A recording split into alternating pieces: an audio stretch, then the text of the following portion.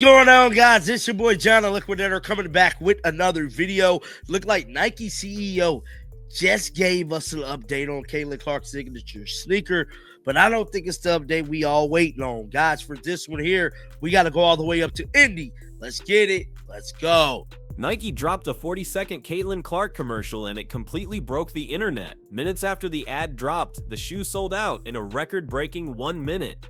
Yes, just one. And almost immediately, an army of critics lost their minds. Nike's move to finally have Caitlin Clark in a solo commercial was more than just a branding move. They are crowning a new queen of female sports, and this has a lot of haters fuming.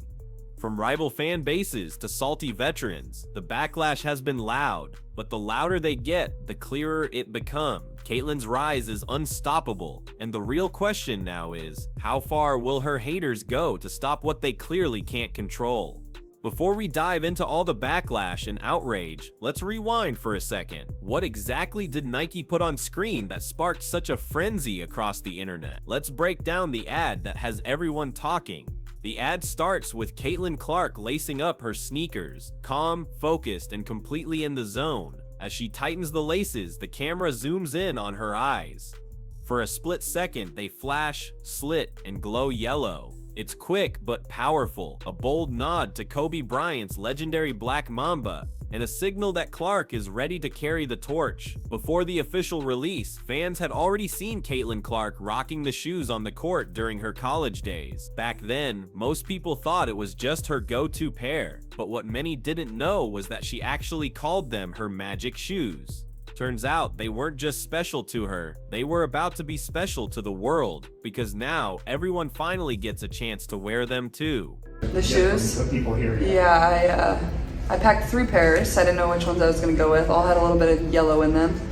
But these are my Bruce Lee Kobe's that have worn literally every big game of my career at Iowa. So I was like, I have to break them out. So I didn't pick any of my PEs today.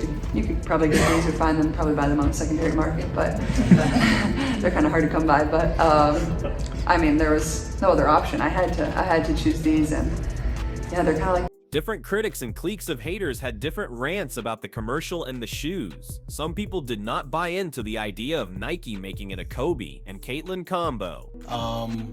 I was having a argument, or I would say a friendly debate with a friend of mine about this, and he said that, because Caitlin hasn't, because she's fairly new in the WNBA. I know this is the second year, but she hasn't proven that she could sell shoes, so the collaboration is a smart move by Nike, because you add a big thing like Kobe Bryant to it, it's gonna sell. And that clip, it said everything. The frustration in his voice wasn't just about the commercial, it was about the message behind it. To him, Nike pairing Caitlin Clark with Kobe's legacy wasn't a tribute, it was a crutch. He didn't believe she could sell shoes on her own, not without a legendary name like Kobe Bryant backing the brand. In his eyes, the Black Mamba effect was doing all the heavy lifting, but here's the twist. Those shoes still sold out in under a minute, so maybe the real question isn't whether Caitlin needed Kobe, it's why some people still can't admit that she didn't. His horrible take can be seen from the fact that women's sports, specifically the WNBA, have historically struggled with viewership and media backing. Big budget commercials are rare, and signature shoe deals are even rarer. So in his mind, there's just no way a female athlete, especially a rookie, could pull those kinds of numbers on her own. He believes the Kobe tie-in was the only reason the shoes sold out, not her talent, not her popularity, not the millions of fans who show up for her every game, just Kobe. And that mindset, that's exactly why moments like this matter. Nike finally delivers Caitlin Clark PE. Is this the first Caitlin Clark exclusive Nike commercial since she's entered the WNBA? I know she's made a cameo here, she's made a cameo there, she was featured as part of this rollout here, featured as part of this rollout there, but is this our first official Caitlin Clark solo commercial? Well, Caitlin Clark made him eat his words as the initial 13,000 pairs completely sold out in less than 1 minute of its release. The $190 retail price became something of a very long time ago, as soon enough secondary markets arose and the pairs were going for between $350. At the end of the day, StockX, which is the leading barometer for sneaker value, showed the average resale price to be $365, with the most wanted sizes going for as high as $800.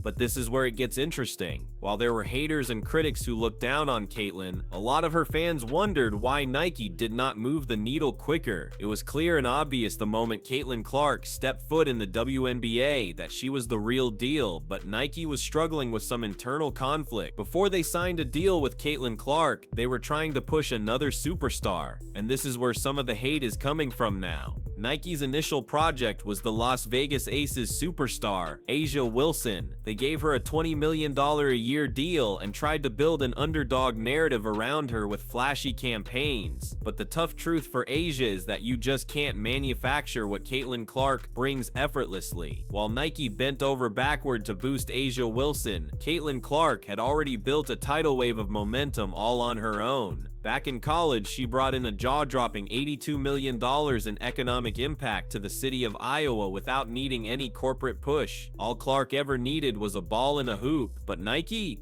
They were too caught up checking off social justice talking points to realize that the real game changer was already right in front of them. I've said this again and again. Caitlyn Clark is must-see TV. Caitlyn Clark already is having Michael Jordan effect on the WNBA, the same effect Michael Jordan had in his first couple of years in the NBA. And this is what is grooming a lot of hate. Last season, A'ja Wilson and her crew tried to paint a picture of being overlooked because of a certain rookie. She went on to label Caitlyn Clark as having white girl privileges. The one thing that gave her the spotlight was her $20 million Nike deal and her signature shoes, the A1. But all that is being taken away from her as Caitlyn did sign a $28 million deal with Nike in her rookie season and now has a release that is pushing A'ja Wilson's gear to the clearance section. The Caitlyn Clark effect isn't just some buzzword, it's real, it's massive, and the numbers prove it. With her on the court, WNBA viewership hit heights it hasn't seen in almost 25 years. Games featuring Caitlyn's Indiana Fever averaged a jaw-dropping 1.09 million viewers, while games without her barely managed 414,000. That's a mind-blowing 63% jump, and it's not just about TV numbers. Her presence physically moved people. League-wide attendance shot up by 100, and out of all WNBA games, 33.5% of total attendance came from just her 41 appearances. That's not someone moving the needle, that is the needle. Now she has an 8-year, $128 million deal with Nike, so you know she's gonna eat. Merchandise in the league went up off a rookie from a Midwest-based school on the worst team in the league, 234%. But here was the one that struck me. So before she got there, the Indiana Fever, the valuation of the franchise was $90 million. Remember, they play a short season. It's not like the NBA where it lasts like 6 months.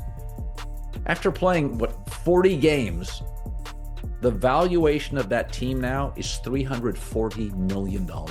Even before turning pro, she was shattering records. Her final college game in the 2024 NCAA Women's Championship pulled in 18.9 million viewers. That's over 4 million more than the men's final. She wasn't just attracting attention, she was rewriting the blueprint for what's possible in women's sports. And the wildest part?